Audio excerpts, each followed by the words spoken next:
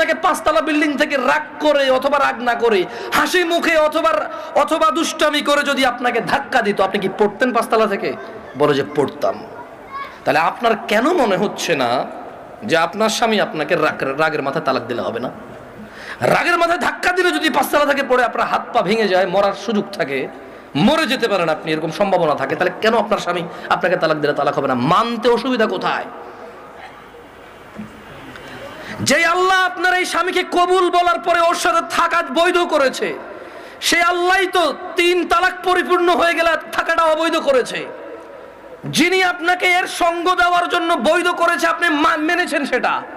উনি যখন অবৈধ করেছে সেটা মানছেন না কেন আপনি? প্রবলেম কোথায় আপনার বাচ্চা? যদি আপনার হাজব্যান্ড কালকে অ্যাক্সিডেন্ট হয়ে মারা যায়, মৃত্যুর পর আপনার হাজব্যান্ডকে নিয়ে আসতে পারবেন জীবিত করে? না। যদি আপনি মারা যান কালকে, আপনার এই বাচ্চা কি মারা